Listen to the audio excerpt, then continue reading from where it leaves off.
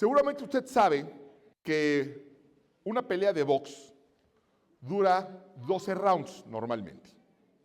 No siempre fue así. Cuando yo era más joven, las peleas duraban 15 rounds.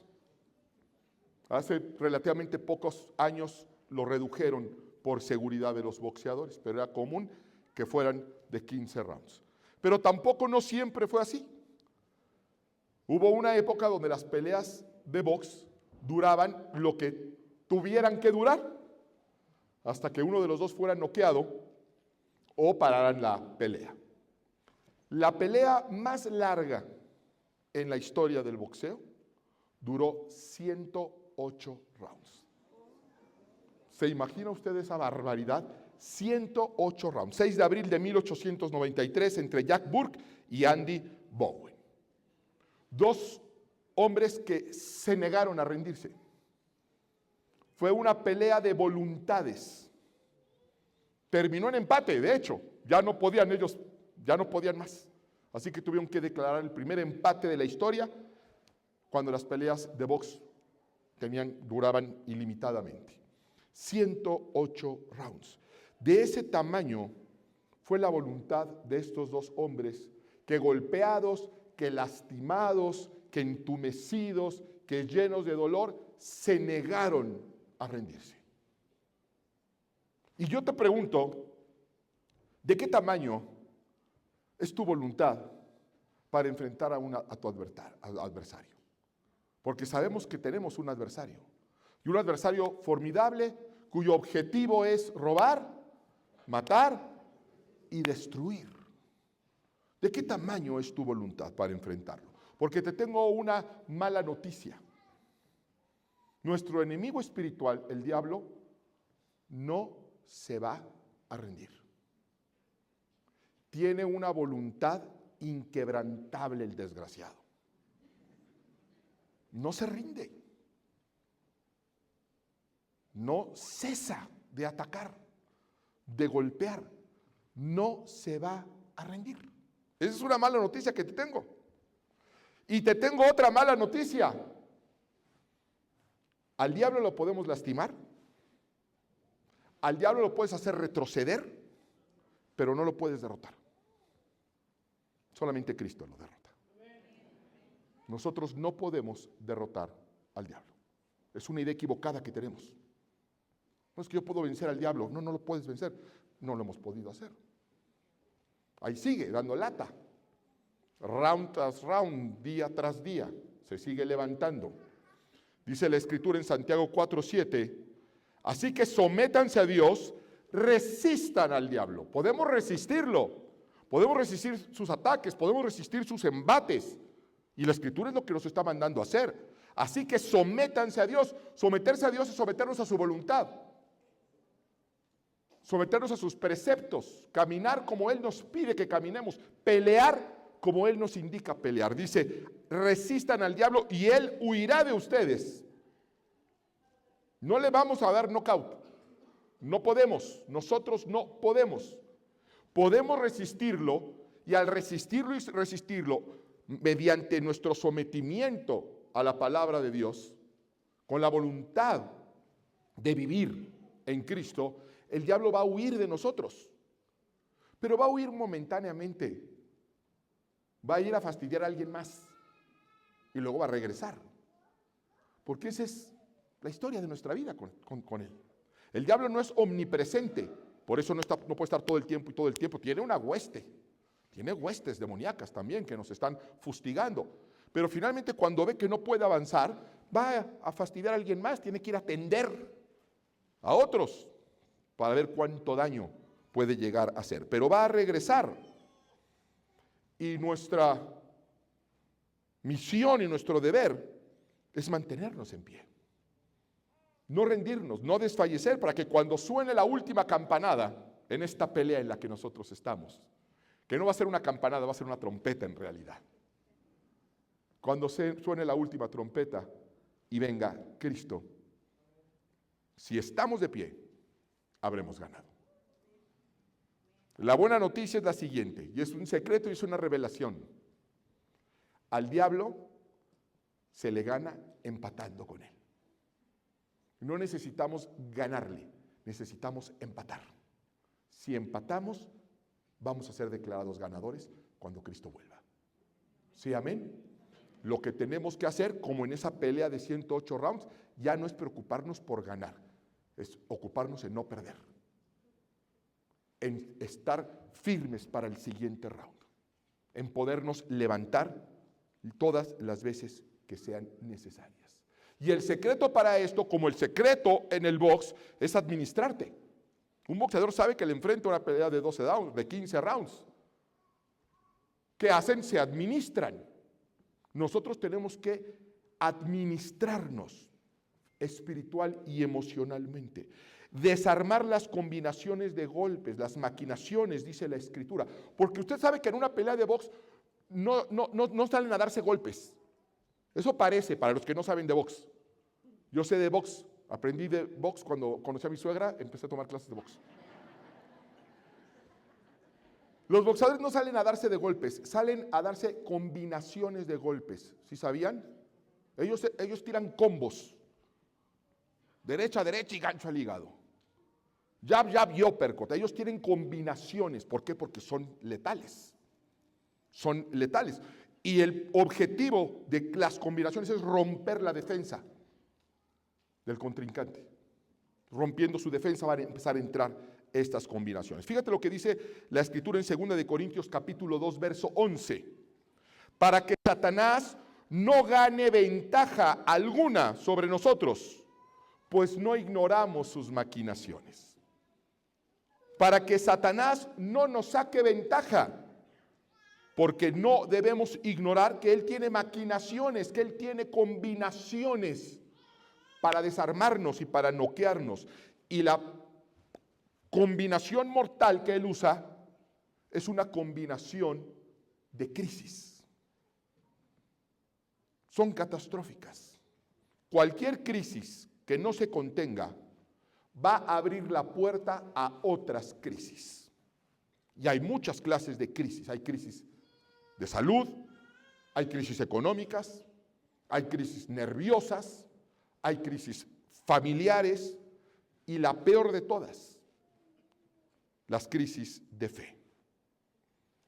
Quiero mostrarte esto en un ejemplo bíblico. Vamos a Hechos capítulo 27, verso 14. Y como una crisis cualquiera que ésta surja, una crisis financiera, una quiebra, una enfermedad, si no la contienes, te va a abrir la puerta a otras crisis que te van a mandar a la lona si no las administras correctamente. Vamos a Hechos capítulo 27, a partir del verso 14. Si lo tenemos, decimos amén.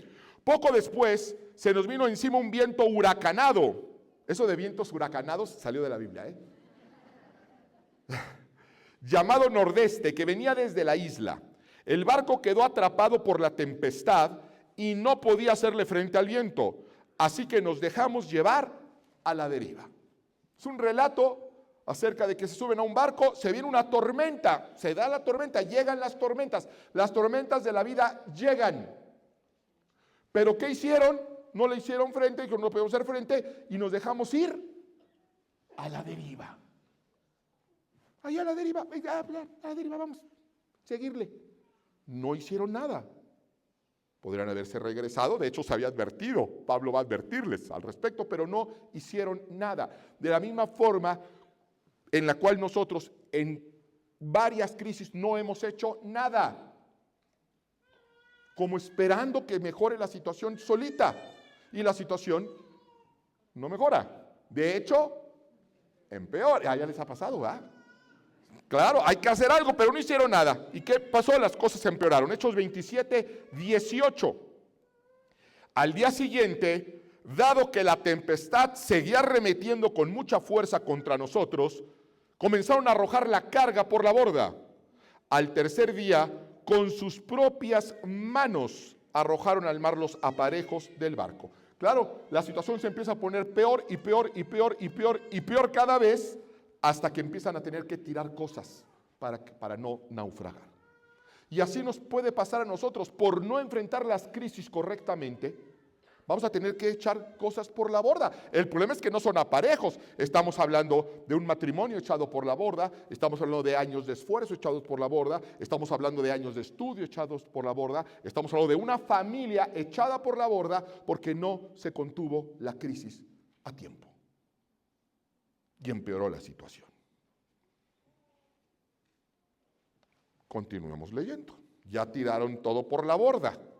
Como pasaron muchos días sin que aparecieran ni el sol ni las estrellas, y la tempestad seguía arreciando, perdimos al fin toda esperanza de salvarnos. Fíjate cómo pasaron de estar en una tormenta a echar todo por la borda, a perder toda esperanza de salvación. Todas, ¿por qué? Por no haber tan fácil que hubiera sido darle la vuelta al barco. Hay tormenta, vamos a darle la vuelta. Tan fácil que era, todavía hoy saben que el clima como que no es propicio para embarcarnos. Pues no nos embarquemos ahorita, nos embarcamos cuando cambien las cosas, cuando cambie el clima. Tan fácil que hubiera sido. No solamente tuvieron que enfrentar muchos problemas, perdieron toda esperanza. Como muchas familias y muchos matrimonios han perdido toda esperanza por no haber acotado la crisis a tiempo. ¿Cómo sucede esto? Uno se queda sin trabajo, por ejemplo, que hay ahí una crisis financiera.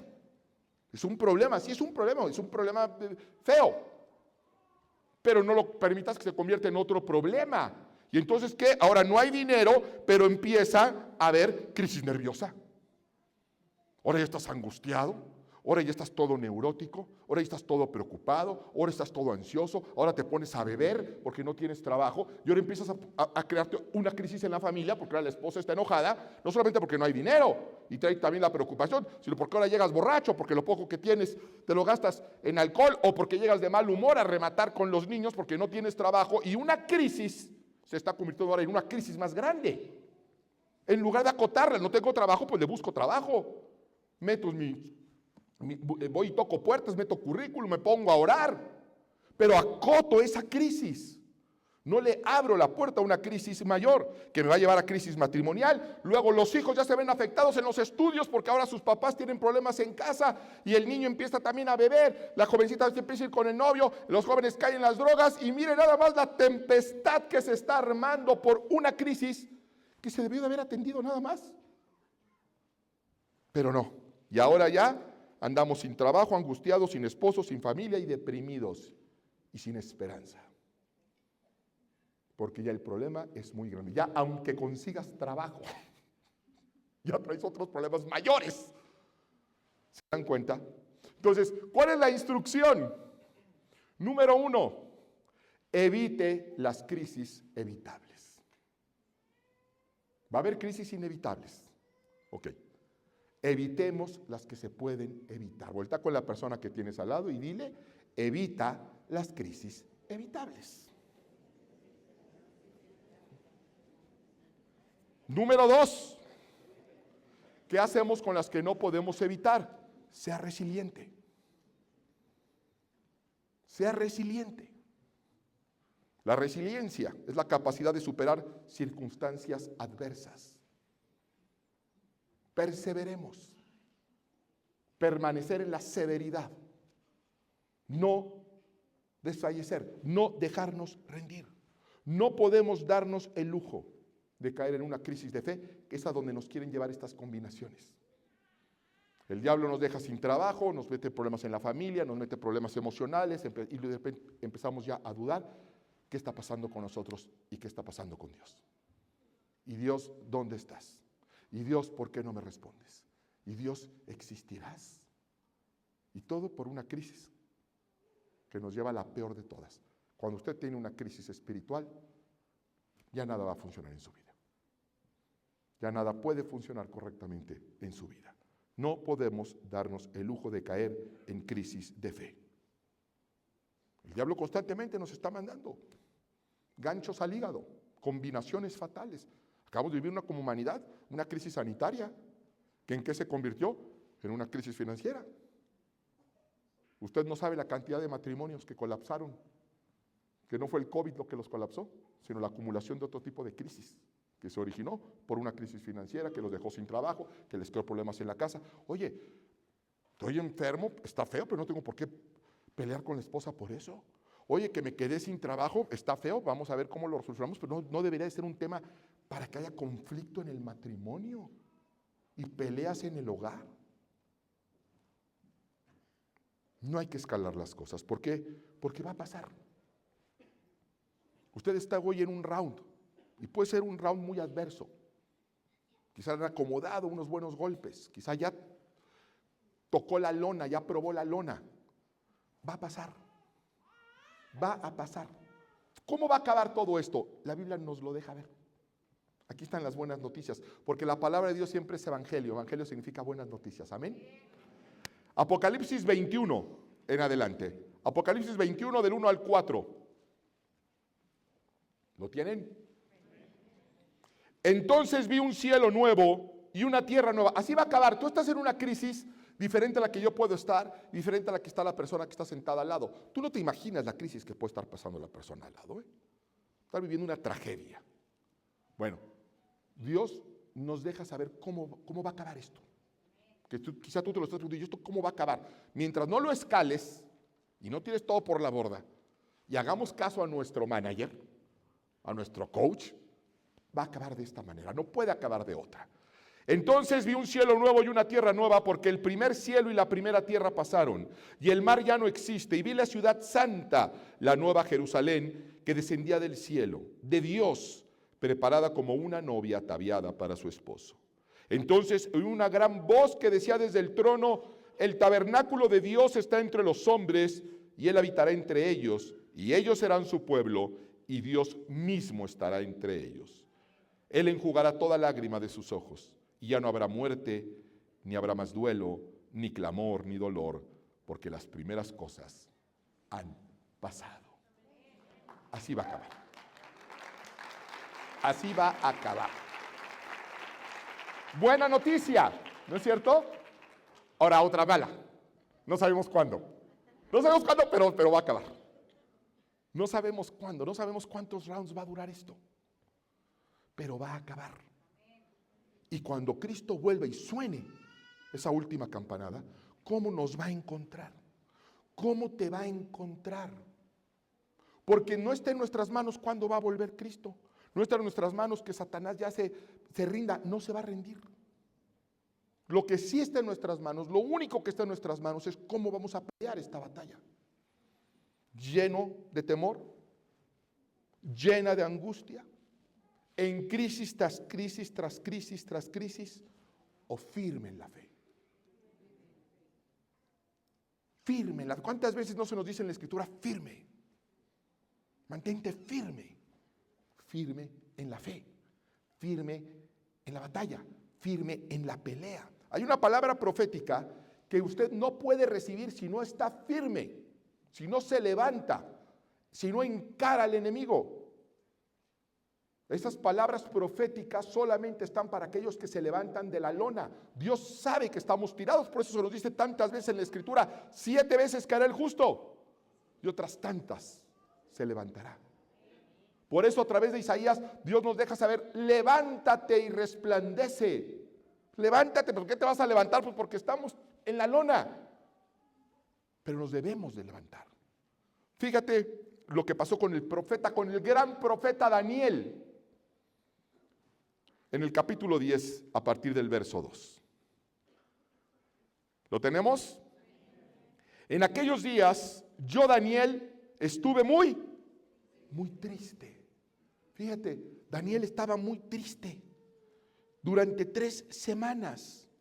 No comí alimentos exquisitos, ni probé carne ni vino, ni me puse ningún perfume, hasta que pasaron esas 3 semanas. O sea, dice Daniel, estuve muy triste, estuve triste durante semanas, y no comí nada delicioso, y no bebí vino, y estaba yo, pues ¿sabes cómo pondré en esta época? Yo estaba deprimido.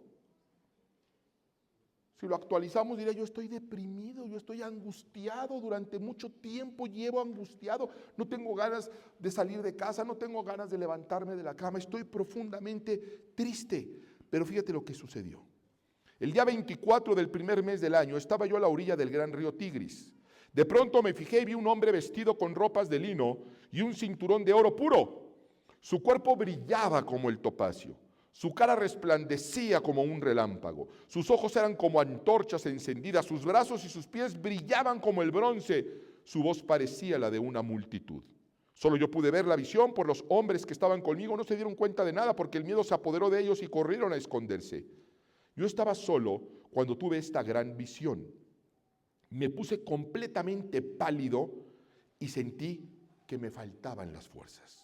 Cuando le oí hablar, caí desmayado y quedé tendido en el suelo. Fíjense, hagamos un cuadro, una imagen de Daniel, deprimido, triste, sin ganas de comer, sin alegría en su vida, preocupado, ahora con miedo, aterrorizado y ahora dice literalmente tendido en la lona. Tendido en la lona. Enseguida una mano me agarró y me levantó hasta dejarme apoyado sobre mis manos y rodillas. O sea, lo levantó, pero está tan lánguido este Daniel que quedó con las rodillas y las manos en el suelo. O sea, imagínate cómo estaba así tirado. Lo levantó así como títere y él se quedó así. O sea, fíjate nada más la imagen. Luego me dijo, Daniel, a quien Dios ama, escucha bien lo que te voy a decir. Levántate, porque yo he sido enviado a ti. Este ángel le dice, Daniel, a quien Dios ama. Escucha bien.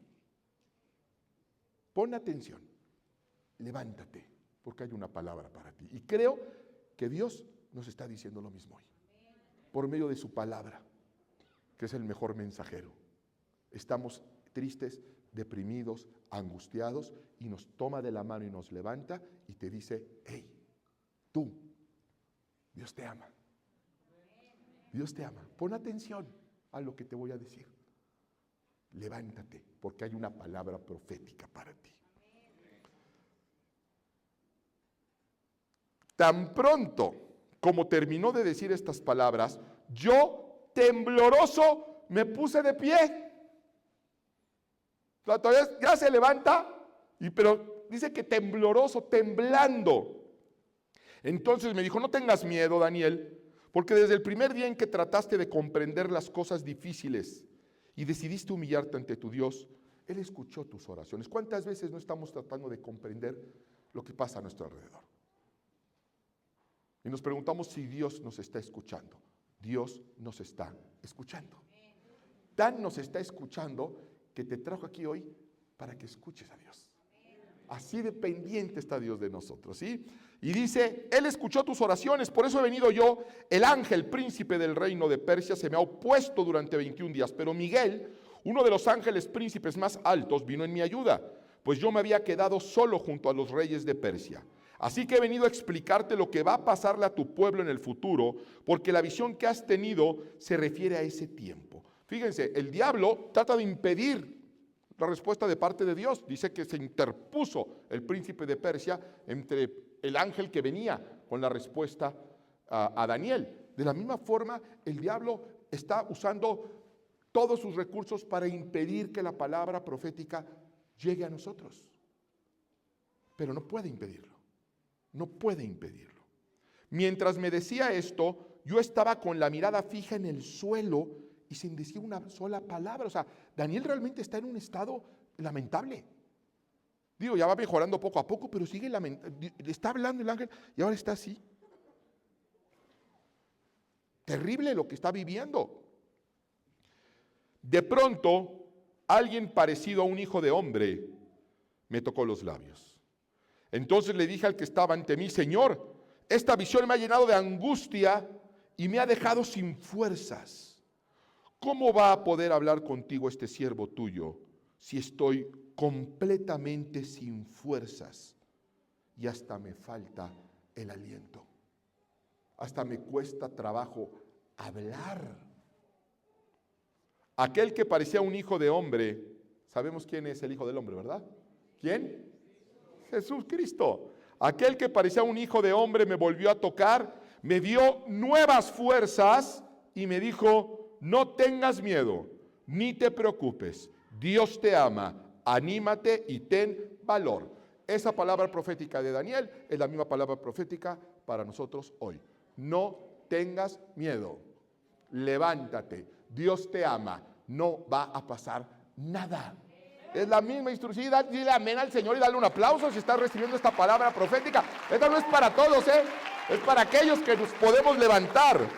No tengas miedo, no te preocupes, Dios te ama, anímate y ten valor. Dice, anímate. Hay veces que no va a haber quien nos anime. Hay veces que te vas a tener que animar solito. Te vas a tener que animar solita. ¿Por qué? Porque tenemos promesas de parte de Dios. Amén.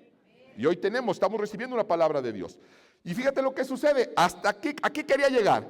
Dice, mientras me hablaba, sentí que me iba reanimando. Y dije, Señor, háblame, pues me has devuelto a las fuerzas. Mientras me hablaba, dice, yo sentí como que me fue reanimando. Pues fíjese que yo siento eso hoy. Mientras escucho la palabra de Dios, yo siento que algo pasa en mi interior, como que me voy animando, como que voy recuperando fuerzas, como que voy recuperando la esperanza. Amén. Eso es un efecto de la palabra de Dios. Eso es lo que hace la palabra de Dios.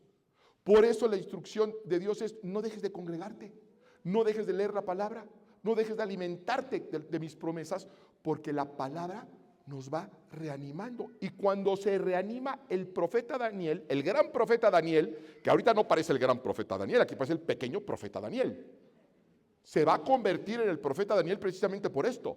Pero fíjate qué interesante, le dice: Señor, ahora sí, háblame, estoy listo para recibir esa palabra. Estoy listo para recibir esa visión que es una de las más tremendas y de las más extraordinarias en la historia de la iglesia. Date cuenta que para que recibas una visión de parte de Dios, necesitamos ser reanimados. Estar en posición de recibirla. Señor, dame tu palabra, Señor, dame tu promesa, porque estoy listo para creer en ella y caminar en pos de ella. De otra manera, ¿para qué nos la da? Para que no es que eres más que vencedor. No, ya no puedo nada, ya que estoy deprimida, yo estoy triste. No, es que hay cosas buenas para ti. No, que no sé qué. No, Señor, tú dices que hay cosas. Mira, fíjate, yo andaba tristón, pero ahorita que estoy viendo que me amas, que eres poderoso, que has estado conmigo, mira, me la estoy empezando a creer.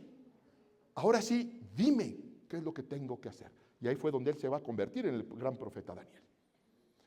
Lo mismo está haciendo Dios con nosotros. Nos ha traído aquí y nos reanima con su palabra para recibir una instrucción con la cual hacer que el enemigo se retire de nuestra vida, para ganarle terreno al enemigo. El Salmo 57:7, esto es una combinación contra el cual el diablo no tiene defensa, ¿Quieres hacerle daño? Grábate el Salmo 57:7 y 2 de Corintios. Fíjese, el Salmo 57:7 dice: firme está mi corazón, oh Dios, mi corazón está firme. Cantaré y entonaré salmos. Dile al diablo, cuando el diablo te encare y te empuje, empújalo de vuelta. Encáralo. ¿Has visto a los boxeadores cómo los encaran? Y se quedan viendo así, con cara de que te voy a matar. El diablo te dice: te voy a matar, te voy a destruir a tu familia, voy a destruir tus sueños, no vales nada, no vas a lograr nada. Tú échale de vuelta así, dile: mi corazón está firme en Cristo.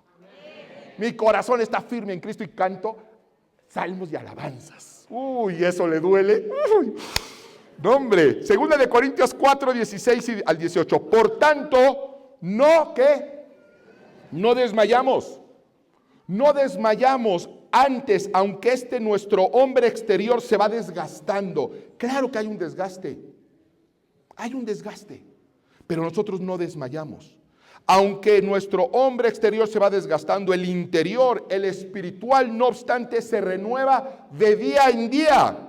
Porque esta leve tribulación momentánea, está hablando Pablo de su leve tribulación momentánea. ¿Sabes cuál era su leve tribulación momentánea, verdad? Porque para mí leve tribulación momentánea me suena comezón acá en la pantorrilla. Tengo una leve tribulación momentánea allá. Su leve tribulación momentánea era hambre, frío, persecución, latigazos, lapidación.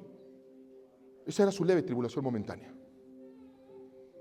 Y que él terminó sus días sobre la tierra, entendiendo que esa era una leve tribulación momentánea. Y no se rindió. No desfalleció. Esta leve tribulación momentánea produce en nosotros un cada vez más excelente y eterno peso de gloria. no mirando nosotros las cosas que se ven, sino las que no se ven, pues las cosas que se ven son temporales, pero las que no se ven son eternas. Tenemos que tener mirada en la eternidad y mantenernos firmes en esta leve tribulación momentánea. Porque, ¿qué crees? Es momentánea. Y tú puedes pensar, no es nada leve. Este dolor no es leve. Este duelo no es leve. Este problema no es leve. Esta situación no es leve.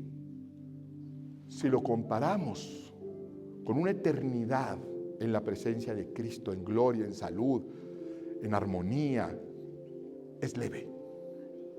Es leve, porque no hay nada que hayas perdido en esta tierra que Dios no te lo vaya a recuperar con creces. No hay nada. Lo que pasa es que estamos en medio del fragor de la batalla. Estamos en medio de un round muy complicado. Pero nuestro manager te dice, no desfallezcas. Vas a ganar, solamente no pierdas. No importa que caigas, nada más levántate y administrate. Administrate para que no te coloquen un knockout. Administrate, enfrenta round por round. Habrá momentos donde tendrás que replegar y resistir. Habrá otros donde vas a tener que golpear. Pero no te preocupes, yo te voy a enseñar qué momentos. Yo te voy a decir, dice el Señor, yo te voy a dar instrucciones. Qué combinaciones soltar y cuando solamente escúchame, dice el Señor. ¿Cuánto tiempo va a durar esta batalla? No lo sabemos. Pueden ser 100 años, como Abraham, para ver su promesa. Noé duró 1 año dentro del arca. 1 año dentro del arca, sin poder salir. Israel pasó 40 años en el desierto. Pero pasó. Pero todos y cada uno de esos rounds pasaron. Por eso el apóstol Pablo nos escribe en Gálatas 6:9, no nos cansemos de hacer el bien, porque a su debido tiempo cosecharemos si no nos damos por vencidos. Por eso, que quede claro, somos una iglesia peleonera. Somos una iglesia brava. A nosotros no nos impresiona que haya habido una pelea que duró 108 rounds. La iglesia de Cristo lleva peleando 2000 años y sigue de pie. Y vamos a seguir de pie hasta que Cristo regrese. Y poder decir, como dijo el apóstol Pablo, cuando Jesús vuelva, cuando escuchemos esa trompeta que sabemos es la campanada final, poder decir como iglesia, como hombres, como mujeres de Dios, como familias en Cristo, he peleado la buena batalla, he terminado la carrera y conservamos la fe. Que Dios nos bendiga.